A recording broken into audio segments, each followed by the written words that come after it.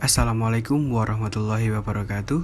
Saya Chandra Rahmat Sanjaya dan kali ini kita akan menjelaskan tentang komunikasi kelompok pada mata kuliah pengantar ilmu komunikasi. Apa aja sih yang akan kita bahas di sini? Yang pertama, definisi komunikasi kelompok. Yang kedua, ciri-ciri komunikasi kelompok.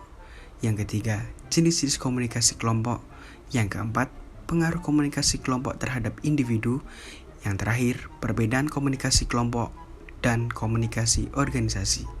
Sebelum melanjutkan videonya, jangan lupa like, comment, and subscribe ya. Oke, kita masuk materi yang pertama. Menurut Anwar Arifin, definisi komunikasi kelompok adalah komunikasi yang berlangsung antara beberapa orang dalam suatu kelompok kecil seperti dalam rapat, pertemuan, konferensi, dan sebagainya.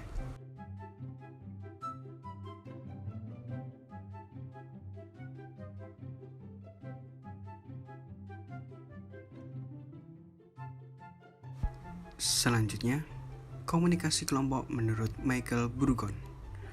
Komunikasi kelompok sebagai interaksi secara tatap muka antara 3 orang atau lebih dengan tujuan yang telah diketahui seperti berbagi informasi, menjaga diri, pemecahan masalah, yang mana anggota-anggotanya dapat mengingat karakteristik pribadi anggota-anggota yang lain secara tepat. Selanjutnya adalah definisi komunikasi kelompok secara umum. Komunikasi kelompok adalah komunikasi yang dilakukan oleh beberapa orang dengan jumlah lebih dari 3 orang untuk mencapai suatu tujuan bersama serta dapat adanya kerjasama demi mewujudkan hasil yang diharapkan. Nah, kalian sudah paham atau belum sampai sini? Kalau belum, simak terus ya. Selanjutnya ada materi tentang ciri-ciri komunikasi kelompok. Ciri-ciri komunikasi kelompok adalah yang pertama, komunikasinya terdapat timbal balik. Yang kedua, memiliki suatu tujuan tertentu. Yang ketiga, terlaksananya komunikasi atas unsur inisiatif bersama. Yang keempat, tiap anggota kelompok saling berinteraksi.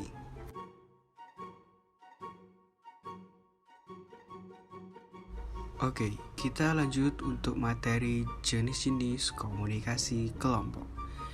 Yang pertama, menurut Charles Horton Cooley dibagi menjadi 2 kelompok. Yang pertama, kelompok primer. Kelompok primer adalah suatu kelompok yang anggota-anggotanya berhubungan akrab, personal dalam bekerja sama, contohnya keluarga.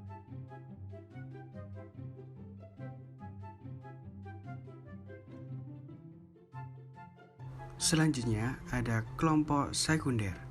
Kelompok sekunder adalah kelompok yang anggota-anggotanya berhubungan tidak akrab, tidak personal dalam bekerja sama. Contohnya, rekan kerja.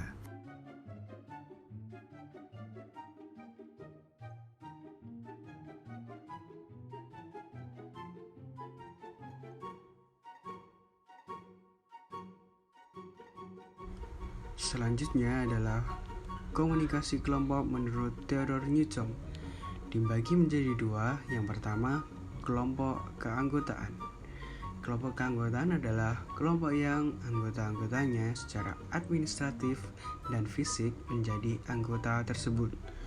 Contohnya, sebagai mahasiswa ilmu komunikasi, kita tergabung dalam himpunan mahasiswa komunikasi. Oke, selanjutnya yang kedua ada kelompok rujukan. Kelompok rujukan adalah kelompok yang dijadikan standar atau alat ukur untuk menilai diri dan membentuk sikap.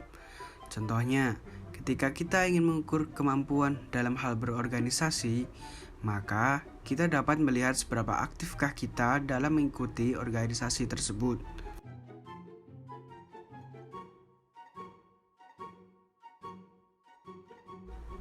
Selanjutnya, komunikasi kelompok menurut John F. Cragan dan David Wright dibagi menjadi 2. Yang pertama, kelompok deskriptif. Kelompok deskriptif adalah kelompok yang proses pembentukannya secara ilmiah. Contohnya, kelompok belajar, katarsis, sepintas, dan aksi.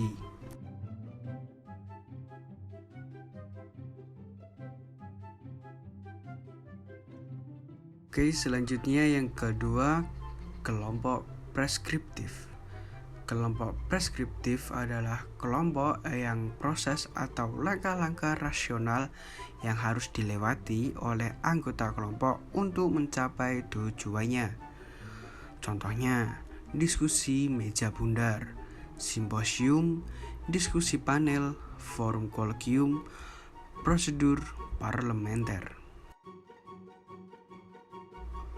Selanjutnya, ada materi pengaruh komunikasi kelompok terhadap individu. Yang pertama, pengaruh terhadap persepsi meliputi organisasi informasi, pemberian ciri-ciri, pemahaman atas sikap, dan bagaimana merespon.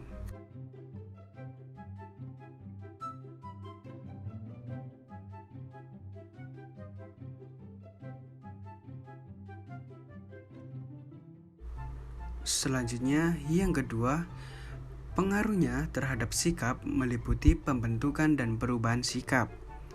Pembentukan dan perubahan itu dapat terjadi karena interaksi sosial, faktor intern seperti minat, berada pada situasi tertentu, penambahan informasi, dan penekanan atau paksaan.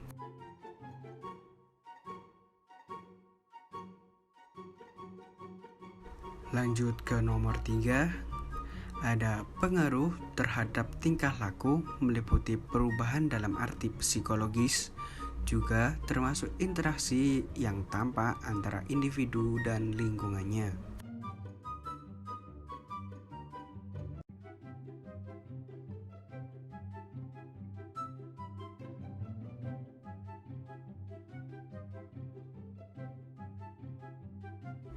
Pada materi yang terakhir, kita akan membahas tentang perbedaan komunikasi kelompok dengan komunikasi organisasi. Yang pertama, komunikasi kelompok bersifat informal, jumlah anggota terbatas, tujuannya untuk jangka pendek, tidak mengikat anggota, tidak terstruktur.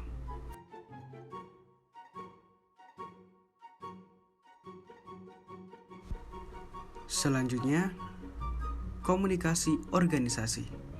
Komunikasi organisasi bersifat formal, jumlah partisipan banyak, tujuan untuk jangka panjang, mengikat anggota, dan cenderung terstruktur.